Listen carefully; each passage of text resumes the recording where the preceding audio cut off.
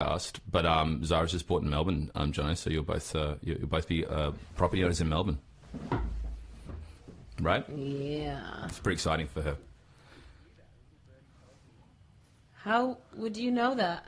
I literally only did it yesterday, so I don't know how you'd know that. Yeah, what the fuck, dude? Who told you?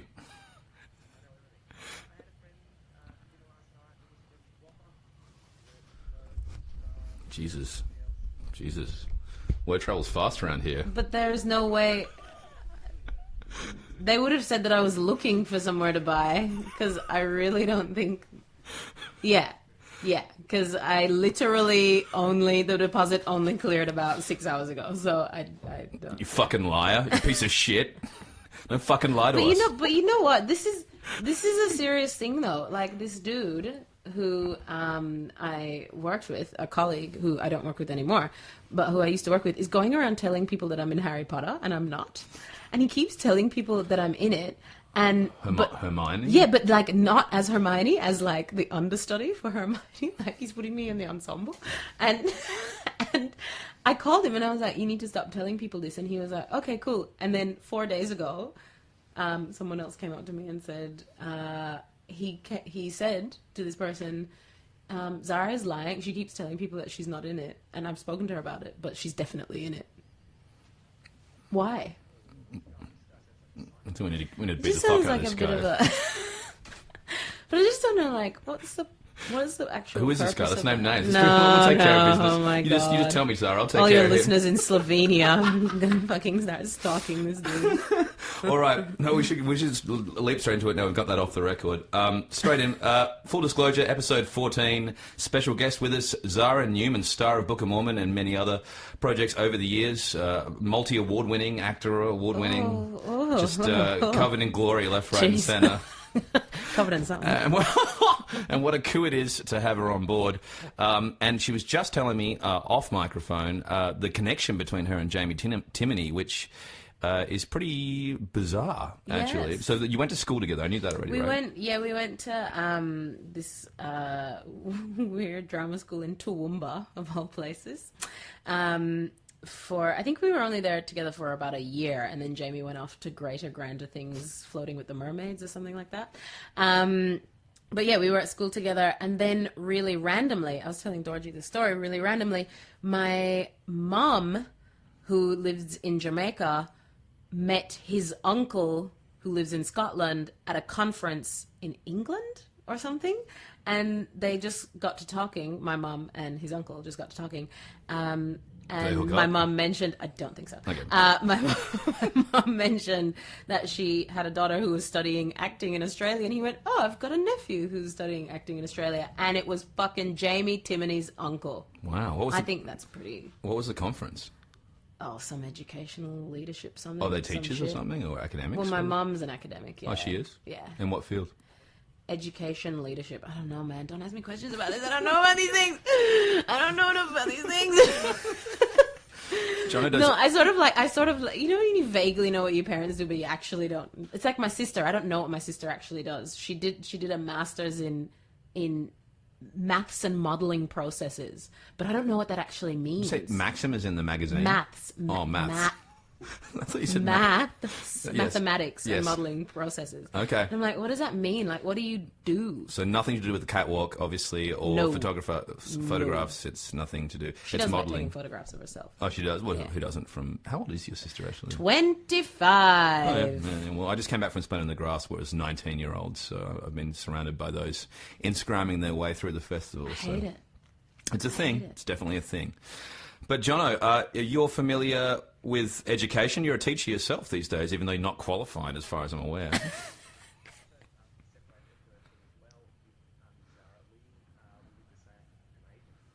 Oh. Yeah. Oh, wow. I didn't know that. What happened, mate? Why'd you leave her, mate? Is there something I need to know?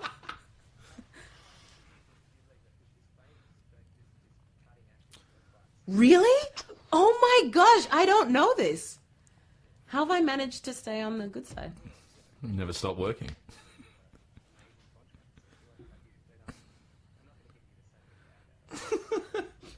Oh my gosh. No, but seriously, why'd you leave her? Yeah, you didn't answer the question at all, dude.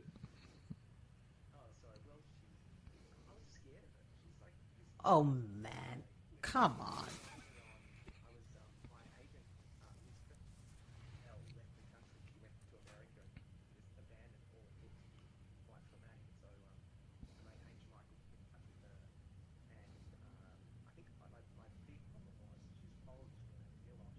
Yeah.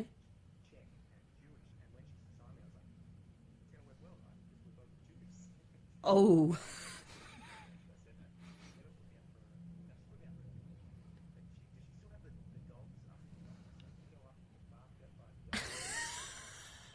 Your experience is so different to mine. Your experience, see, like you're going, oh, you go up the stairs and you're just getting barked at by these dogs. I walk up the stairs and there's these lovely puppies and they come and greet you and they say hi and then they kind of like meet you and then they kind of like go away and do their own like puppy life shit. Yeah, yours are wolves and hers are chihuahuas, dude. But she's not in those offices anymore above, she used to be above Borscht Vodka Tears on Chapel Street. Yeah. What is that? Can you explain that to our listeners? What is borscht? Borscht. Well, borscht is actually a Polish soup. Yeah. Actually, you can make it either hot or cold. You can do the borscht either hot or cold. So it's like a restaurant bar, this place? Yes, it's like a vodka bar / restaurant. Fucking awesome. Mostly vodka bar. Nice. And I used to work there. And Joanna used to be, I'm pretty sure she used to be a part owner. Yeah, and then something. Oh, really? Right. Oh, okay. She's not an alcoholic, dude. Alcoholic with wolves that she trained wolves. No, it's not a thing. Look, she was one of the pretty keen ones. I do know. I mean, she could have lied about this. You know, you never know. They always lie. They're like real estate agents. They just lie about everything. But she told me that she had seen every production that I'd done in third year. That she'd come, so she'd kind of got a scope of my work. Sorry, for listeners, this is the third year of VCA, Victorian College of the Arts, which is where Zahra went, which is also famous, funnily enough, for culling quite heavily. It's one of the few drama schools which really has a process where they whittle it down to the finest products, if you will. Well, I wouldn't say any more than NIDA, the National Institute of Dramatic Art, does Really? in Sydney. Really? No one. VCA is famous. Like they get out like 12, don't Well, they? they're not allowed to do that anymore because now we're part of the University of Melbourne, and so there's like 36 people rolling around the floor in first year. Yeah, it's like. And do they graduate all 36 now, or what? Well, they sort of have to. They kind of they went through a process. I don't even know where it's at now, but they went through a process of like changing this whole structure of the course, and so you would do like 2 years, and then you would do like an honors year to do like the real acting stuff. Look, I don't know. It's to try and manage the large numbers. Who was the head of? Was it Lindy that was the head of? Lindy was the head when I was there. She left halfway through, and then Richard Murfitt was, I think. Was it Lindy Chan? What's her name? Lindy Davies. Lindy Davies. Lindy Davies. Famous, she is yes, famously controversial. She was, yes, and something else. Was she in prison now? No. I was in the Wentworth. Yeah, got it. Oh, look, yeah, the best newcomer. There you go. Being the freshest grad. face on the block after 12 years. It's like Ivan Donato told me, like he got a gig at the STC, and on the pamphlet it said introducing Ivan Donato, and he'd been out of drama school for like 7 or 8 years. Do you know what I mean? It was like, it's like, do we really have to do that? Like, yeah, we're introducing you to our subscribers. It's a new thing for them. It's kind of like suddenly you're a fresh face, but I guess. Do you know what, Jono? I did not go to the awards ceremony. Do you send someone in? I sent Marlon Joanna, Brando style? so she could feel all of the things that, you know, one's agent needs to feel in those situations, because she was there and she got to get the award and give the speech. I wrote a little speech that was pretty, diplomatic, and yeah, I mean, I don't know. My experience on Wentworth was interesting. It was really great. It was like a great show to work on, but I just had some questions about sort of what I was actually portraying, my involvement. This is getting way too political. No, it's great. It's great. Well, I ultimately played a refugee inmate. Sorry? Oh, in Home and Away, you mean? Yeah, when I played the... Yeah, thanks. Yeah, Yeah, and a refugee inmate from an unnamed, generic sort of African-y place. Generic that has Africa. people that look like me. Yeah. Yeah, but I think that the intent, the original aim, may have been to have someone of Sudanese descent in that role. I think that was kind of it's very topical in Melbourne right now, and it was then when we were shooting, and it was just before Sunshine came out, which was another TV series that kind of focused on the African Australian community, particularly in Melbourne. Anyway, did you watch it? I haven't watched any of it. Yeah. Well, he said he finished it, which is pretty impressive for Jono. If he gets through about half an episode, his attention span's not the best. So if he's finished it, he genuinely liked it. Is kind of what. Really? I'm into the political ones. I like the political ones. We're hearing that. So yeah, I know. you really, I would never have Then thought we so. invited Zahra on for our comedy podcast, and she kept talking about politics. It was really boring, and then it kind of turned into this like protest thing about fucking race and Africans. So you objected to a little. So you felt like in terms of where they were going, it was stereotypical I in some didn't ways. object. Listen, I've got to say, full disclosure, Good, very I good. did not object to anything. I felt like I needed to probably ask some questions, which I kind of sort of did in a way, but in the position that I was in and feeling very powerless in the interactions that I was having with the people with the power to make the changes. I guess I picked my battles. I was like, look, this is what it is. I've been hired for this job, and I'm not here for 6 months. I'm here to shoot 6 eps. So, I can do this. I can totally do what they're asking. I just think that what they actually want is inclusivity and to be diverse and to portray a landscape on the screen that is diverse. And I think that's really good and commendable. But then I think that they should be invested in that actual diversity. So don't hire me as a person who's clearly biracial and not, doesn't look at all like a refugee, to do a sort of generic kind of vague African-y accent. You know what I mean? Like, it just be specific about what story it is you want to tell. And actually, all of the stuff that I had to do, I guess my question to them was, why does she need to be a refugee? Like, what is it that's important in the telling of this character's story that is important about her being a refugee? Or do you just want to put someone who's a refugee on the screen? Like, that's the end game, because actually all of the action that I did in the story was about revenge. It was about revenge and jealousy and love, which are all just like human traits that like Universal people who, whether they're Asian or black or brown or white or Inuits. Inuits, any number of people from any sort of makeup all feel, vengeance is a kind of Not a lot of love there, I heard, apparently. Yeah. Not so affectionate, unfortunately. No foreplay. Really? Yeah. snow. Yeah, it's brilliant. Yeah, it's fantastic. So, okay, enough of the Inuits. Can I, on that... That's right. Oh my gosh, Snow, who is actually Canadian. Ah, another Did you know this? Canadian. Jono's a big fan of Canadians. Oh, really? Yeah, you had a call last week. Yes. Well, What? Snow? Snow did? Really? No. Oh, no, in the song, you mean, you idiot. oh, No, really?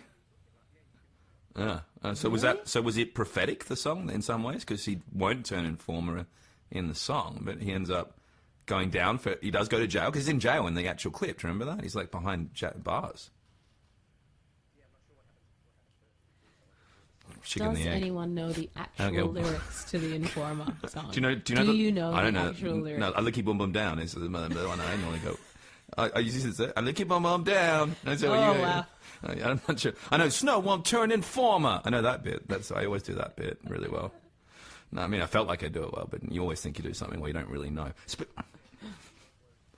That's right. There we go. It's all about being in chains. On that note, Zahra, just going back, I couldn't help but think, whenever you're talking about something about yourself, I think about myself throughout the process while you're talking. Yeah, just the way good. I operate. Yeah. You know that already about me. So I did have, because I get cast. That light just shining back onto Dorje. Just shine that light right back onto me. Yeah, I know your troubles and your trauma, but just turn that light and shine it on me. Well, I mean, I'm biracial, and I had to play a refugee on Home and Away, and I got called into the office by this guy before when he pitched me the idea and said he just witnessed the Cronulla riot. He's down in Maroubra during the Cronulla riots. Oh, yeah. So he was the executive EP of Home and Away. He said he decided he wanted to do something about it for the average Australian. So he'd written this storyline, and I'm just wondering where it fits into how you feel about things or what you think about it, if it's justified or not, basically, if they're doing it. And he'd written a storyline where there was a refugee played by myself who was Indonesian, who spoke in Indonesian throughout the actual show with subtitles on Home and Away. So I had to phonetically learn Indonesian for the role. And I had a little son called Bang Bang, who was... People always laugh at that. I don't know why. So I had a little son called Bang Bang, and I think I was called Wayan. And I think, funnily enough, I was only like 27 at the time, so I was pretty young to have a little 6-year-old called Bang Bang, but I guess it's possible. So Bang Bang and I get separated, okay? And then Jodie Gordon, who was one of the leads at the time, she ends up like adopting Bang Bang, and so she's got this little Indonesian called Bang Bang. Some Bang Bang. Okay, so... Anyway, so Bang Bang and I separated, and I'm on the run, okay? So I wash up on a beach, and it turns out that one of the guys, played by Bernard Curry, was the illegal people smuggler, who was actually a sinister character who everyone thought was nice in Silent Bay, but it turned out had... was linked to people smuggling back in Indonesia and was making a lot of money, and I was very scared of him. So when I get found, I end up getting thrown in a hospital, and he tries to lean on me, and I'm scared of him. Anyway, long story short, I get reunited with Bang Bang, and he gets taken away from Jodie Gordon, she cries. And that's the end of the storyline. So, I mean, in terms of where it was going, I was very much the victim. I found that often when I'm playing what I call, for want of a better expression, ooga booga roles, where I'm just some random sort of non-specific. At least this was specific about what it was. But I was the victim again. Normally I'm either the perpetrator or the victim. I find those two ones. You're not average. No. You are not a normal person who just like has a job and like boring life troubles like rent and mortgage and like, you know, you don't just like go to work and come home and like argue with your partner. No, you don't have normal life things. You have like extreme problems, or you're like a bad fucking person. There were the two. That's it. That's all you can be because you're not a white person. Not a white guy. Yeah. So, I mean, that was unfortunate. But I had trouble sometimes linking it together how he thought that was going to somehow help with the whole Cronulla riots thing. Which is a slightly different situation, isn't it? Like, the Cronulla riots, correct me if I'm wrong, was about, like, intercultural... for want of a better word, like warfare angst between like a typically historically European Australian identity and then a Lebanese Middle Eastern identity, and those two cultures having a massive like standoff in an area where they both hold sway, like a residential area where they both have sway. Yeah. I don't know what that has to do with an Indonesian refugee. I think at the time that the stop the boats thing was in its infancy. People smuggling was very much on political agendas. But to his credit, I guess he was trying to make people feel sympathetic, I suppose, or at least acknowledge the humanity of people that were refugees as such on Australian shores. No, but it's still this thing of like looking at people who might be Lebanese or Middle Eastern or something. Like those people have been in Australia for like generations. You know what I mean? And you're trying to equate people who just happen to have a different cultural background as you, even though they've been in this country perhaps for as long as your family has. That's right. You know, you're trying to equate them with people who've arrived like yesterday. Yeah.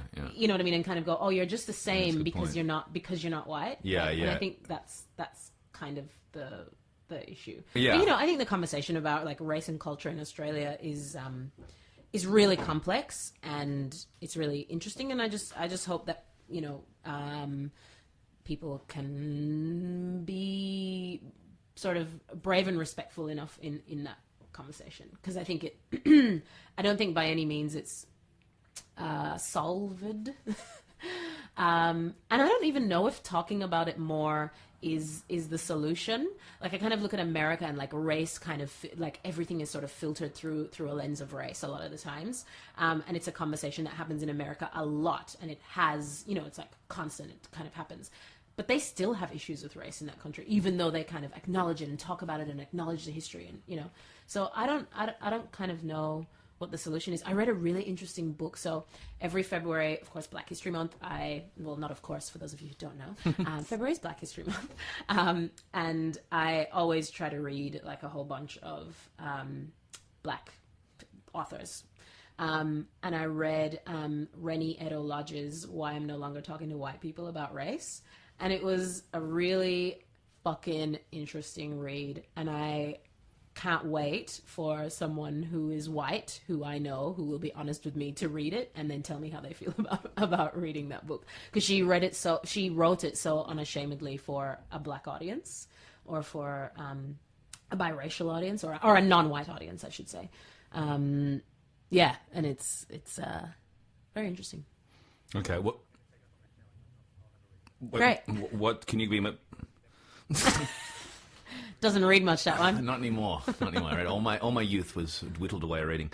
Can you be a bit more specific about? I mean, you say it was interesting for you, and it was clear. Can you be a little bit more specific about what the content, so we can get a sort of a feel for it in terms of what you mean by when you say written for that sort of audience?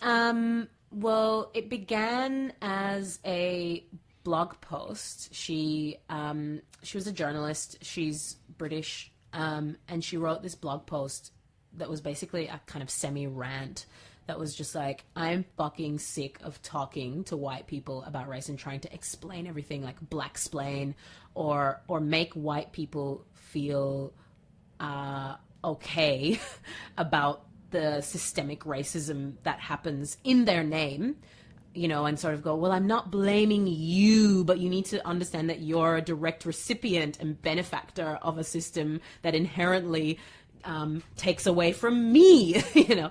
And she was just sick of having to have those conversations. And so she made this pledge, I think that for like a year, she wasn't going to talk to any white people about race. She was not going to have race-based conversations with white people, only with people of color or non-white people. And the book itself kind of begins as a historic, as I said, she's British, so it begins as a kind of historic exploration of like, how did black people or non-white people end up in England in the first place? Like, let's just talk about how that happened. But the chapters, I mean, it is a kind of academic book in some ways. The chapters, there's one particular chapter that is about biracial people and about the responsibility that a white parent has to their biracial child in bringing that biracial child into the world, and about sort of how she feels like it's not enough to just say, oh, you're just like everybody else, because the reality is that when they walk out into the world, they are not seen as just like everybody else. And so you have a responsibility to your child to talk to them about that and, you know, kind of gird them a little bit for that, or explain to them about what that is, not to just kind of have this rainbow fairy tale fucking unicorn fucking reality. Did your mother have that chat with you? Oh, yeah. Yeah.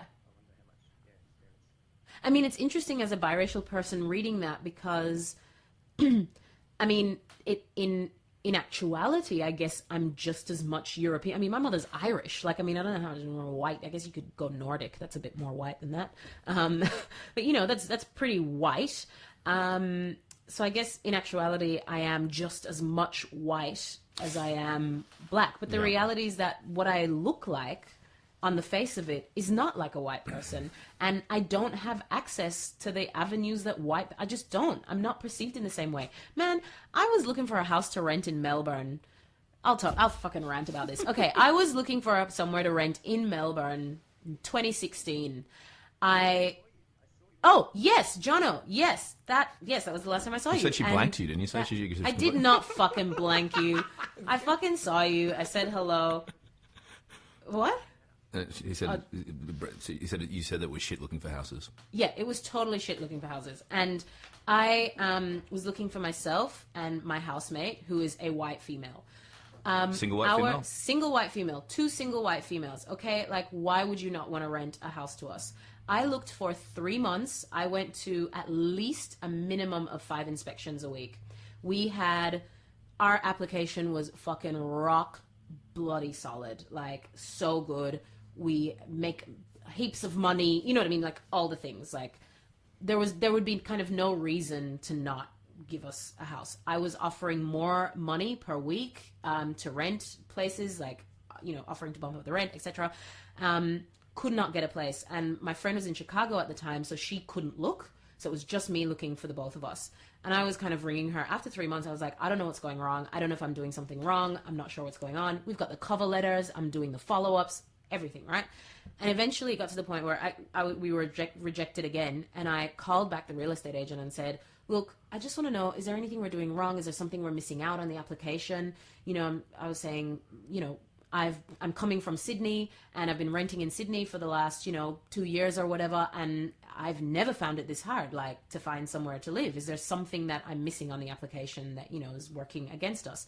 And she's like, no, it's really just, it's just up to the owners who they want to go with, it's just who they want to go with. So it's not anything, your application's great. And I was like, okay, sure. But the laws of statistics state that, like, it just doesn't make any sense. Our references are amazing. Anyway, my friend gets back. She was back for, I think, 40 hours. She'd been back like a day. We met up. And she said to me, Zahra, I'm going to suggest something, and I don't want you to take offense to it, but I'm going to suggest that I go to the next inspection by myself and I hand in our application, and we'll just see if that makes a difference. And she did, and we got that house in 6 hours. With a real estate agent that I had applied to before, with exactly the same application. And you know what? Maybe I just needed to go to one Could have been more your accent. inspection. Your accent might have been a bit... my accent, which is clearly like a barrier to me being able to pay rent. What were and you look wearing? after Were you your wearing house. something a bit inappropriate? Like, maybe I just needed to go to that one more inspection and we would have got it. But No, that it to doesn't sound me good. just Doesn't was sound like good. the Sound good. most. And I just wanted to fucking leave this country. I was like, I need to leave this country right We'll be now. in there. Why am I wasting my time? Why do I give my taxes to this fucking country?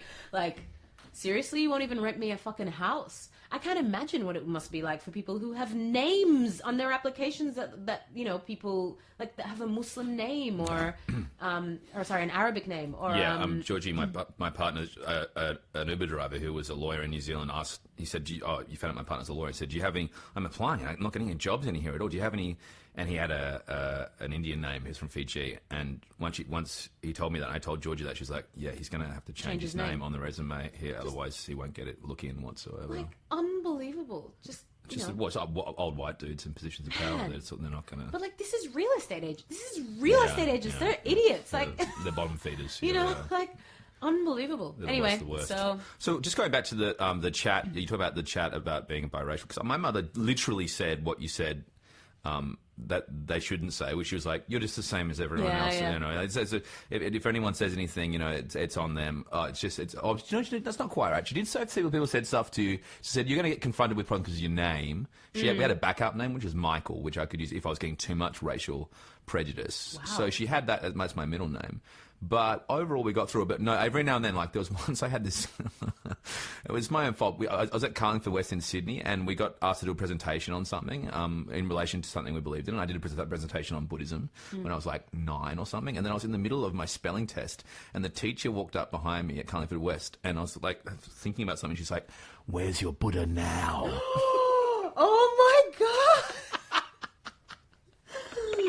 And What a psychotic teacher! And when I got home, Your Buddha now, little Buddhist boy. and when I got home to my mum, I was like, "Mum, this teacher said, Oh my God. where's your Buddha now?" And she's like, "Oh, don't worry. She's probably just, it's her own insecurities being mobilized. That'll happen every now and then." But every now and then, Why? Like a 9-year-old? Seriously? Like, what the fuck? and then I remember once another time I was in a cricket team, and this is bad. Like, we were playing, it wasn't as bad as Where's Your Buddha Now, but at one stage we were just playing it, and we were selecting his 11. The coach, this is back in Perth, and he just went, "Oh yeah, that's my little Indian boy," and he pointed to me like randomly in a conversation. I was like, "Wait a second, was he talking He's talking about me. He's calling me his little Indian boy. And then I got home, I was like, Mum, I don't think I want to play cricket with these big guys anymore. Because every now and then it would happen, but it was, she would, so I guess she did prep me in some ways because she'd talk me through it when it did happen, but she definitely tried to get me not to perceive it as a thing, because I think her reasoning was she thought my genetic father, who was Tibetan, he was complaining of racism all the time when he rocked up, and she kind of gaslit him a little bit. She was like, "No, it's all in his head. He's paranoid. He's got issues." Yeah. He's like, it was like, and I kind of believe the stuff he was saying that she said he was saying. It was like I would be walking down the street with your mother, and everyone's like looking at me like, "What's up with that guy?" And she's like, "That was just in his head." And I'm like, "Mom, I don't think that was in his head. Probably that was probably a thing, you know." Yeah. And I'm surprised actually, like if she would have been, because I've had this from, when I've had partners or something, and they, or something, Tells you a lot about me and my fucking sex life. we'd be like walking down the street and obviously together, like whether holding hands or something like that, and they'd be like, "There's people looking at me," and as a white, sorry, I should say the partner's white, right? So, and like they don't walk through the world like that. Like a white person in Australia, I should say, doesn't walk through the world kind of being noticed. You know what I mean? You're just like average. You're totally fine. And yeah, they kind of notice it. And I'm like, oh, that's normal. That's normal. People are interested in you. Yeah. They might think you're cooler because you're with me. Well, that's when I told Jono about recently. I got told to go back to where I came from when I was in Newtown recently, and I happened to have Georgie. Recently? Yeah, this is like 3 weeks ago, right? Oh, my God. And I had my girlfriend on my who's white, and then I was like, "How's that?" And she's like, "Wait a second." She's like, "Wait, were they just racially abusing us?" And it's like, "Yeah, dude." And she's like, "Oh my God, that's never happened. I've never seen anything like that." I was like, "Well, it does happen." And she's like, it took her a good 3.5 minutes to process what had just occurred, because she hadn't witnessed anything like that in her entire life. But it was like you could see the machinery and wait, think, "Oh my God!" Like she really freaked when she realized what had happened. And I'm just like, fucking rednecks, fucking standard, pieces of shit. But it's interesting to see. You're right, the different paradigm, and then when you introduce someone to a new paradigm which they haven't lived in before, and then processing it is interesting to watch. Yeah. I think very much so. But I think it is different, though. I mean, I think because I grew up in a context where the majority of people are black or biracial. So I guess my mom didn't need to give me the speech. You know what I mean? I guess the learning was on a kind of different level. Not to say that Jamaica doesn't have its own sort of problematic relationship to race. We're an old slave colony, so race is a massive thing. Like color of your skin is a massive denoter. Is that a word? Denoter of social class or perceived social class, right? So my mum being a white lady in that context is perceived as being very rich and having money and having power, which she actually doesn't. She works in the education system, but they don't know that. They just make those assumptions, etc., etc. But in answer to your question about whether or not she had those conversations with me, kind of probably not. But I'll tell you what, coming to Australia, woo, hello. Yeah, if it's a different cultural atmosphere, then of course, it would change relative to whatever place you grew up in, I suppose. I feel like this podcast is really serious, guys. This isn't what you did last week with Jamie. It was much more like free and like happy. We're talking about very serious We're getting things. to that. We're getting to that. It is kind of funny. Where's your Buddha now is pretty funny. The most people find that very amusing. It's really funny. Where's your Buddha now? Exactly. Anyway, speaking of fun and games, we should probably cut to the serious fun of the podcast, which is you talking through your own full disclosure of your own Zahra. Now, I don't want to preempt any way you go with this whatsoever, but it's just a self-deprecating moment of absolute embarrassment that you've had to live through in your own life. We've all had them, and Jamie said he just instantly wipes them in his own head. But for me, personally, they're the ones that stick in my head more than anything else. But I think maybe it's unusual. Maybe I'm like a self-harmer or something, because I just like revolve them in my brain for the rest of my life, hence them being easier to remember. But I guess it's up to you to rustle through your own notepad and find something which you'd like to share with your audience. So I think I've got a few. I've definitely done the text to the person who, I'm talking about a person and I've sent them the text instead of blah, blah, that one. I've definitely done that one. I also, at one point, I don't know why I'm embarrassed by this story, because I actually don't think it's my embarrassment to carry, but for some reason I am embarrassed. When I was in my 20s and, that sort of very desperate, sad, kind of like 5 a.m. Oh yeah, you'll do. We probably won't have sex. We're just gonna like, I don't know, slobber over each other and then pass out.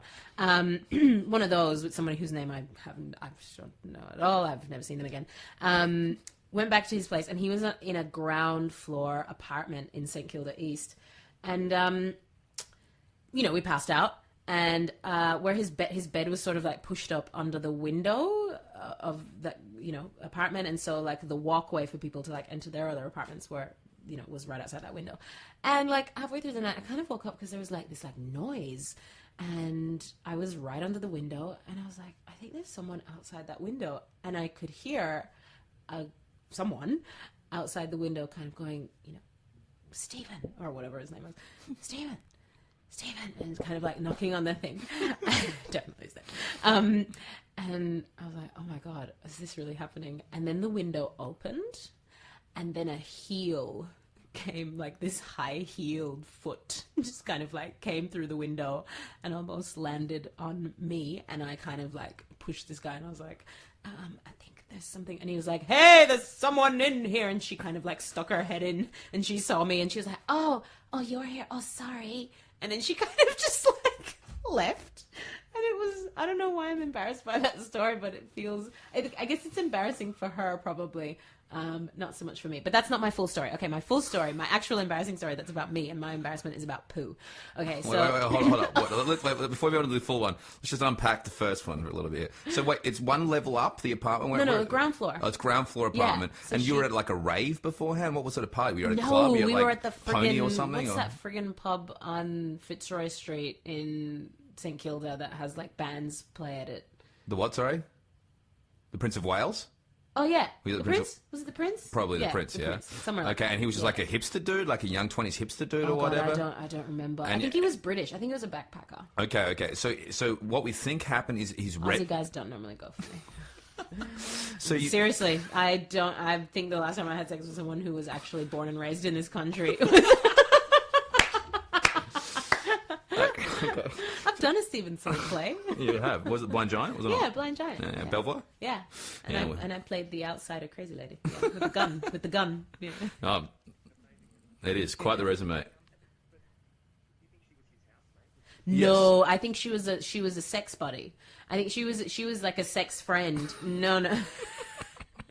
Although by the shoes, you couldn't be quite sure.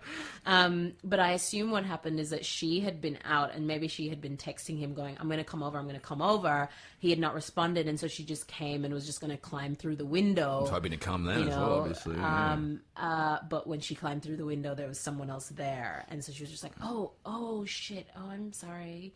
You're here. Yeah, you're here. Oh. And she's like, no, it's cool. It's all right. You didn't want to, you wouldn't say join us or anything like that, or you went sort of... No, man, I was sleeping. Yeah, Playtime was done. Playtime was like so done. I mean, time. I'm pretty sure that oh God. And then there's this other story. I forgot about this story, but talking about sex. Yeah. So this actually happened in Jamaica though. So it's for all you listening Australian people, it's not any of you who did this. I was having sex with someone, and he fell asleep inside me. It was, and that was hard, and I was quite young as well. I think I was like, it really wasn't. I think I was like maybe 20 or 21. I don't know. I can't remember.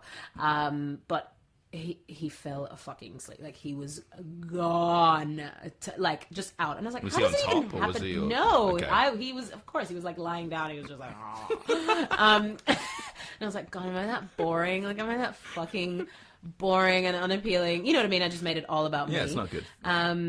And I was like, I need to get out. I was like, fuck this. I am getting out of this house right now. And I put on all my clothes, and I was like, I need to get out.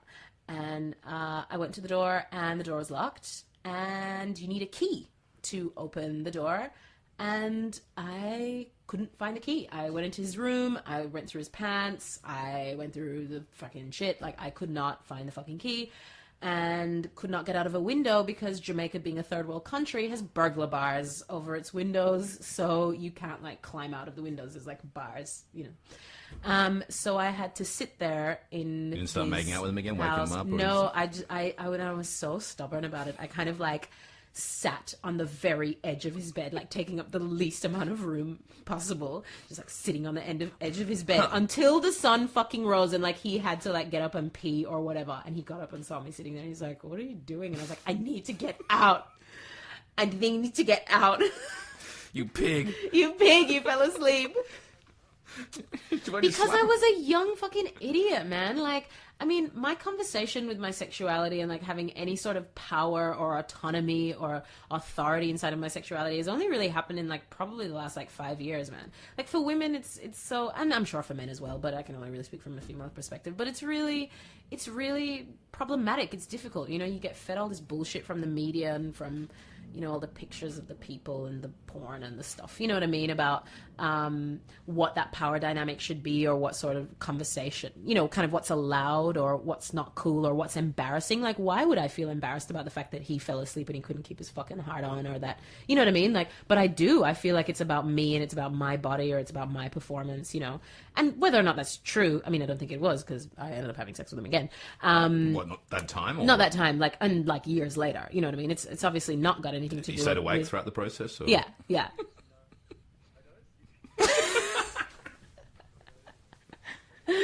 No, but I think he probably stopped drinking as much as He could have been stoned as well. Yeah, he probably was smoking.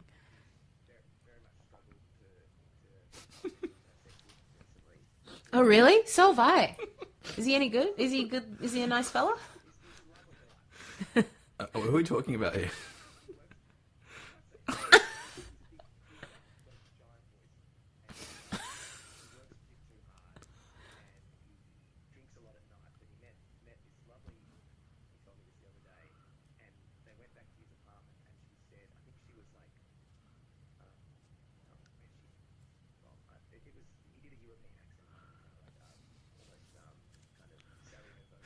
Sarajevo. That's pretty specific, mate. Okay. Good start. Oh. Oh. Yeah.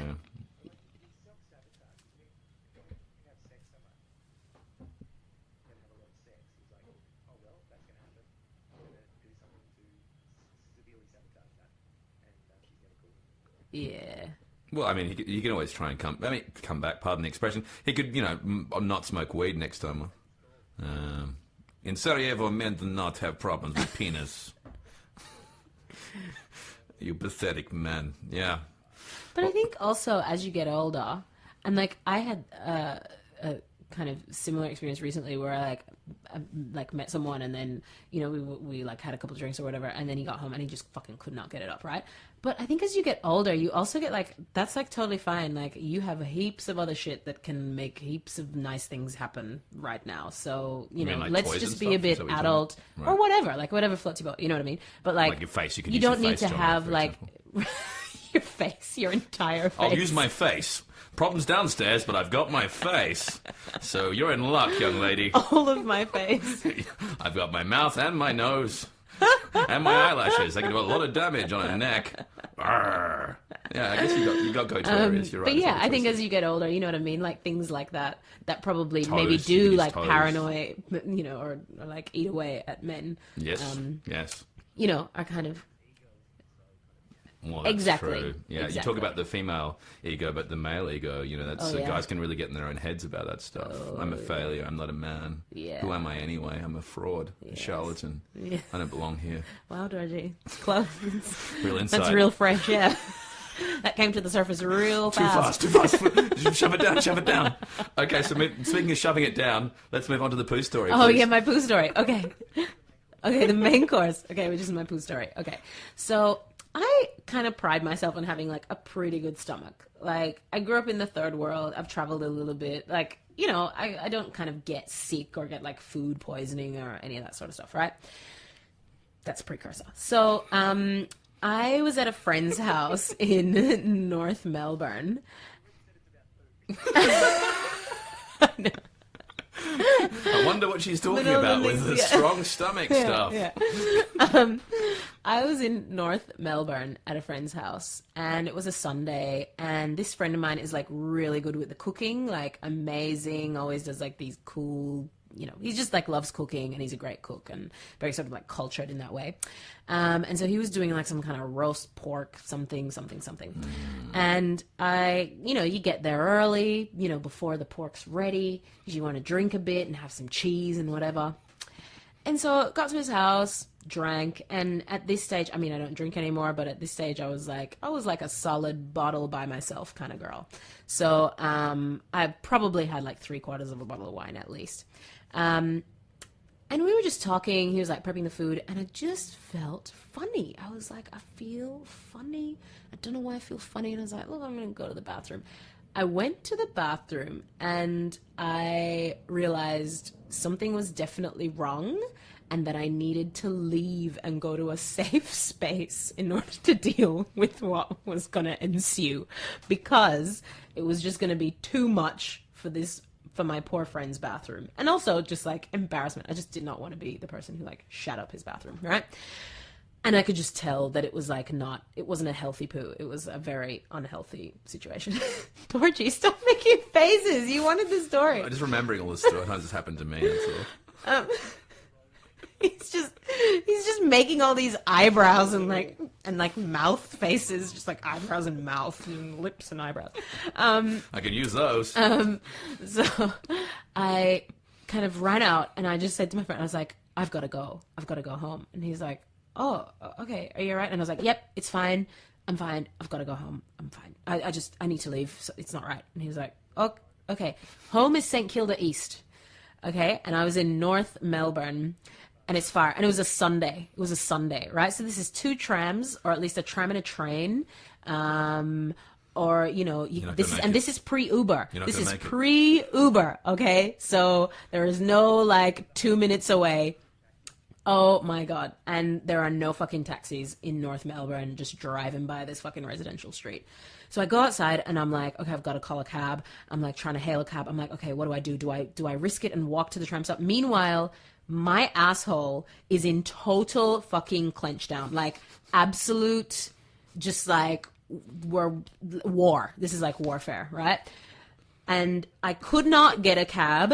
There are no fucking cabs. And I'm like, I can't risk sitting on a tram with this, right? Just not in the vicinity of some sort of like exit.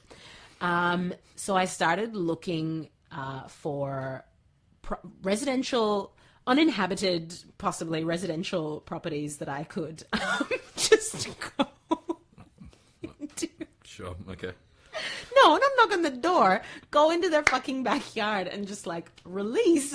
And I was like, "Can I do that? Wait, so Can I like, run that not even risk?" a thunderbox? You're happy with just a yard, an empty yard? You're okay with that, I guess, at this stage? Yeah, like I was pretty fucking desperate, Yeah, right? I know the feeling. And I was like, "Oh my God!" And like the things that are kind of going on in your mind, it's just like it's like fight or flight. And I was like, do I go back to my friend's place and like fucking, and I was like, no. Okay, just like, and then I see a cab, right? So I'm like, oh my God, Jesus Christ, yes, right? And I get into this cab and I'm like, I need you to get to St. Kilda East so fast, dude. And he's like, yes. And I'm like, no, I need you to go like real fast. Anyway, so he starts driving. I am sitting on the side. I'm trying to explain it. I was like sitting on the side of one leg so that my ass wasn't actually touching the seat, and that was working for a while. And then after a while, my asshole was not enough to sort of hold the presence of the onslaught. So I actually had to push my fist sort of like to like press up into my bum to keep like a plug.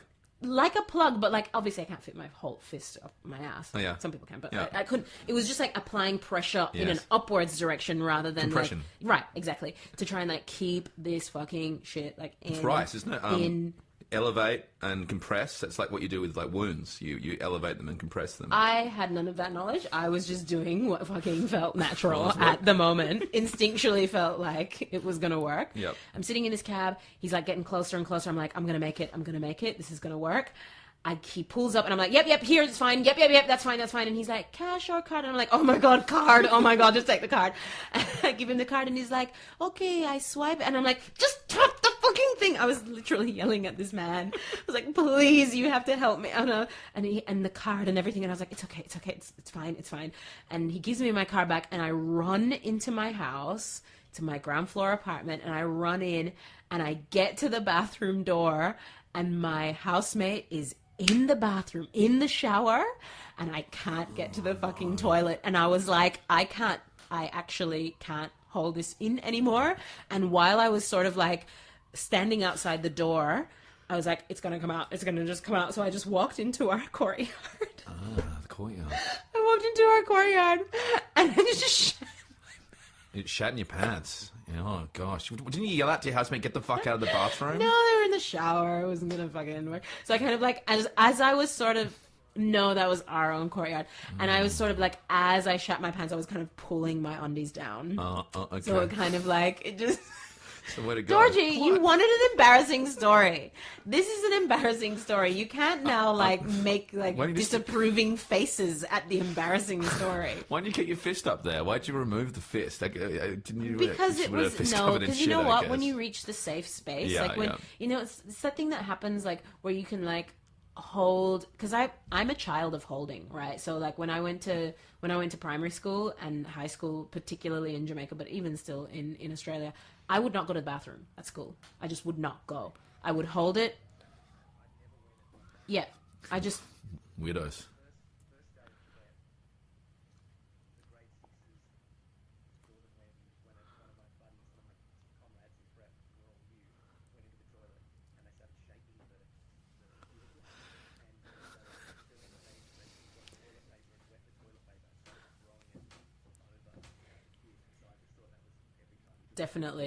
Definitely going to happen to you. Yeah. yeah. I just would not. Thanks for sharing, man. Appreciate it. It's good to know. So wait, you saw a kid get bullied and you're like, oh, they're going to probably bully me as well, so I won't go. Is that what happened essentially? Did you try sticking up for the kid that was getting bullied or anything? Like, you know, the kid was getting, like, did you try sticking up for that kid? It's just that, oh, better not be me. Yeah, they're a lot bigger. It's faecal. Yeah. So...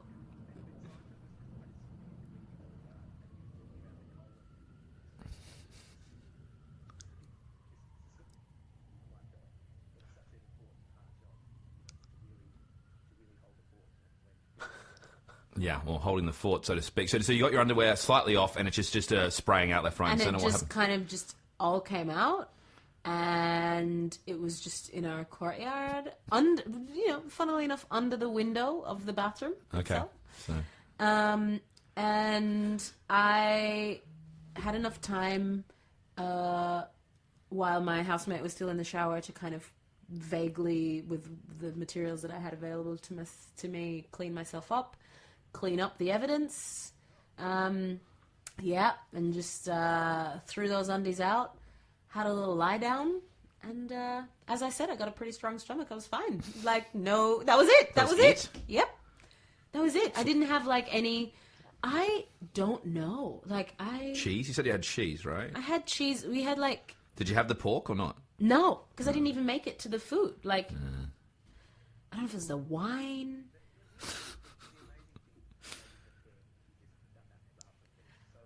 I just couldn't. It was sickly. It was real sick. And the thing is, you don't know if it's going to be one of those ones that just keeps coming. You know what I mean? If you do once and then you're like, oh, I'm free. And then it's like, oh, no, you're sick. You know, you're just a sick person today.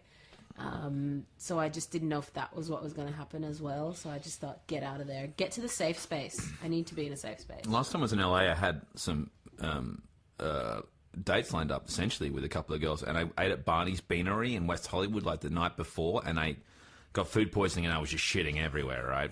And then vomiting and shitting. I was double whammy. And then I, put off the dates. But then I ended up meeting one of the girls but I was so dehydrated and I was so nervous that I was going to shit myself throughout this process. And I actually drank 2 liters of water in front of her, and she was like, dude, you really going to drink all that water? And I was like, yep, because I was so paranoid about the fact I was so dehydrated. It wasn't a fun experience. But you've got a similar story to that too, haven't you, John? We're saving that for a full disclosure, haven't we, involving dating on the squirts. It's pretty hard. It's pretty hard to do. It's not a... Dating as a person without any... That's right. ensuing squirt. Without a is- bomb going off in your pants. Yeah. Yeah. It's problematic.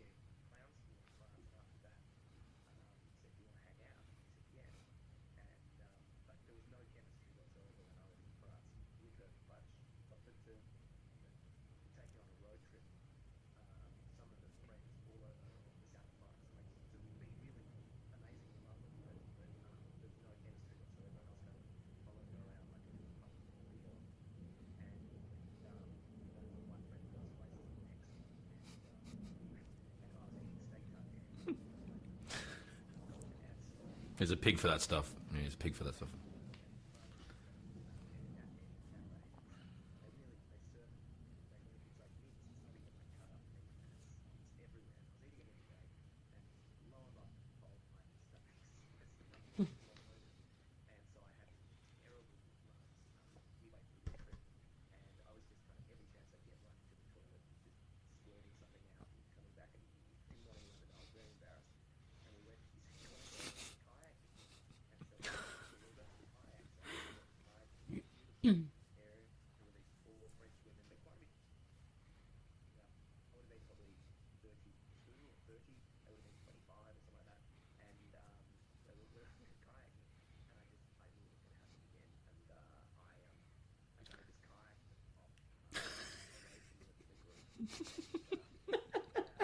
What are you doing, Jono? Jono, where are you going? Where are you going? It's this way. Jono, you are going the wrong way. Come back. We have mistake the tail over here. Jono. Jono, what are you doing, you stupid man?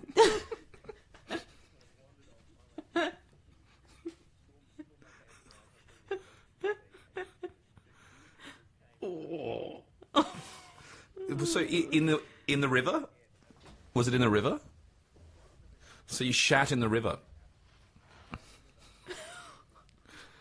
No. How did you wipe up? How did you wipe up? You didn't wipe up, did you?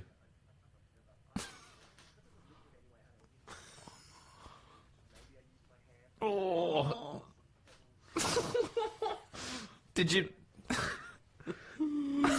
roughage? Oh. Did you just jump in the water afterwards? Crazy. What? Anyway, so you did that, you shat in the river, you pulled your pants back up, and you canoed back to them, like everything was okay, it was all normal?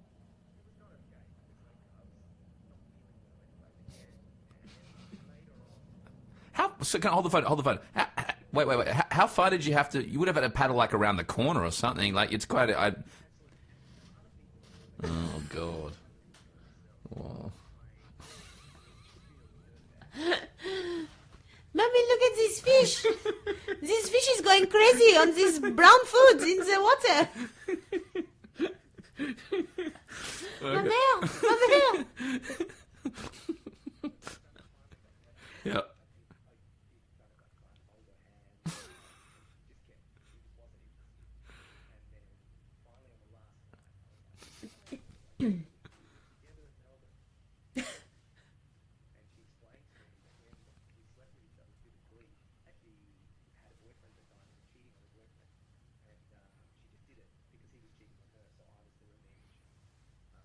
Oh.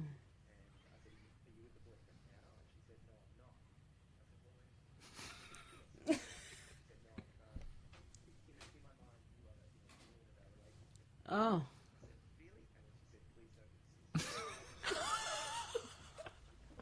Please don't. Isn't it just the best line? Please don't insist.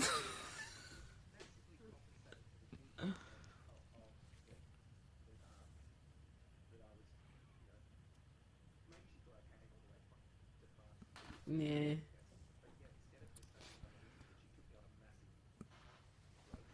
Well, maybe there was fecal matter still in your fingernails when you tried to hold her hand. Did you think of that? Maybe it might have been far more simple than all of that. Well, of course, it's not what she said. Your hand stinks like shit. No, it's not going to tell you that straight out. Or maybe she saw you taking a dump in the river, and she was like, "This guy is fucking disgusting. I'm not going anywhere near this. This was the worst revenge fuck of my life. What am I doing? I'm with a literal guy who shits himself left, right, and center." Nothing like that could have happened. You think it was literally everything that she said? Yeah, fair enough, I guess. Yeah, it's pretty full on. It's quite a sad story, really, except for the bit where she said, "Please don't exist. Please don't insist. Please don't exist. Please don't exist." Please. At the moment, yeah, I haven't had a drink in almost 2 years.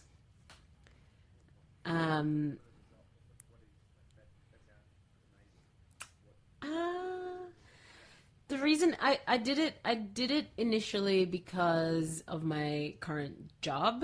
I'm just not able to do my current job to the level that I need to do it. Star of the Book of Mormon, Zahra Newman. And drink, and now they all know that girl up there. She shat her pants in her backyard. No one's gonna. Yeah, I'm just not able to. Yeah, it's a singing. I just can't because I like wine. I really like wine, and so I just can't do. No, mate, nah, none of that shit. When people say, "Oh yeah, you exercise and makes you feel good." I don't get any of that stuff, like that endorphin-y shit that people always talk about. I'm not one of those people. It makes me feel shit, but then I don't have to pay for my therapist. Do you know what I mean? Like the wine makes me feel terrible, but it gives me a facility through which, an avenue through which to, kind of exercise whatever it is that's going on. Keep you it know light, what I mean? Keep it light. Keep it light.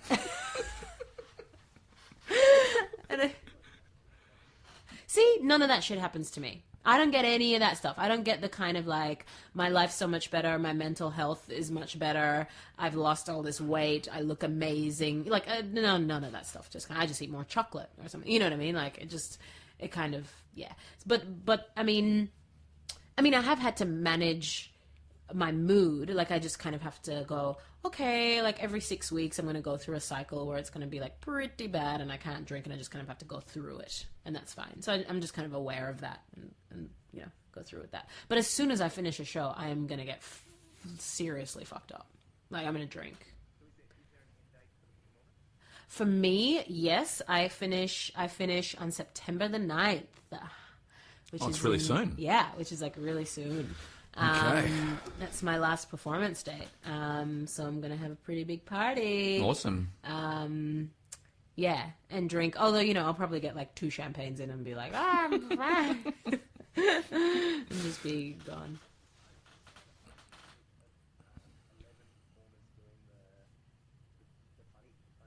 Oh my gosh. Yeah, that was a fun thing. It was a thing we did. It was like a concert that a whole bunch of us did with the Sydney Symphony Orchestra at the Opera House the week before. And then we performed at the Helpmans, did the closing of the Helpmans. Yeah, Which it was last fun. week, wasn't it? Was Was it nice. last week? Yeah, Yeah. that was last week. Oh. It's not a competition, but thanks, mate. Always welcome, Jono. Always compliments. Always welcome. Always. Thank you. Team effort. Yeah. Brilliant. Well, go on, Jono. As a caller, or as the I person? think he's talking about the performer. Yeah. Like, it's performer. Yeah. I don't know. I don't know much about her. What do you? What are you? When you say you think about her as a talent, is that what you're asking, John? What specifically are you asking? Just all? She's very big in Australia. She's much bigger in Australia than she is in the US. Oh yeah, I got caught in that traffic. Yeah, I got caught in that traffic on like a Wednesday night. There was like all this freaking traffic on Punt Road. I was like, what the fuck's going on? Pink, yeah.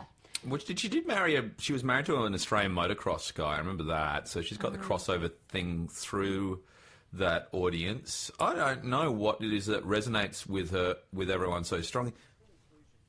Yeah, that's true. It's true. I know she's quite big in some of the lesbian crowds. My lesbian friends are pretty into her. I know she's big in terms of bogans. A lot of some bogans I know they're really into her. I guess she's crossover in numerous ways. She's got a big audience. Mate. We just said Yeah. I guess it's true. It covers all those things. Yeah. But I also think she's one of those pop stars that can actually sing. Yeah, that's true. I think that's what I've heard. I think that she actually has a good voice. Like if you listen to her acoustically, she can actually. Can she belt? She can belt, can't she? I don't know if she can belt. I've never heard her belt. What's that? We lost you. Oh, that's right. She does. She's like acrobatic. Yeah, she does. It's a bit circusy, a little bit. Yeah. Yeah. Look, I think I'm not really. I'm not a fan. I'm going to be straight out. I'm not a fan. I think the music's like pretty generic, to be honest with you. But I can see why people like music, it. Mate. What do you want from it? Well, I don't know. Boundaries? I just wouldn't mind something a bit more interesting, really, Zara. Like something I'm a bit more elitist, I suppose, and things I prefer. Like what? Like, come on. What artists that I enjoy right now? Yeah. I don't like Smash Mouth. Game on, go. Hey now, you're a rock star. I don't like Primus. I don't like Primus. Say 90s. all that glitters. Not going to do that. Don't like that band, Zara. Don't like that band. I'm 90s. I'm still 90s. What does that mean? Well, I just think that the whole grunge scene. I still think that was a pretty good scene. Like what? Like Oasis? Like is that what you're talking about? That's Britpop. The Britpop. Like the Britpop period. I was listening to that recently. Well, the Britpop period was okay as well. But no, I'm still think like the Seattle thing was pretty damn good. Like I'm still most of those bands apart from Pearl Jam, which I was never big on. I think Soundgarden still a lot of that stuff still sounds pretty good to me. And Rage Against the Machine aren't from Seattle, but I was listening to Evil Empire and a few of their albums recently because I remembered that Zach De La Rocca was so highly political and he left because he was pissed off because nothing changed after he put out the songs. But if you listen to the political elements of Rage Against the Machine, they're pretty white hot. It's pretty good.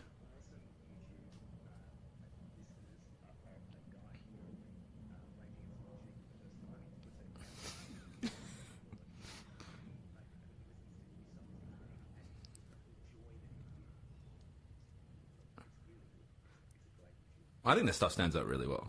Really, I can easily get high on that jam and come out fist pumping. Defs. But the issue is, unfortunately, it was highly consumable, and record companies made a lot of money from it, and it didn't change anything. That's what Zach De La Rocca was pissed off about because it really is extremely political. That's their stuff. Mm.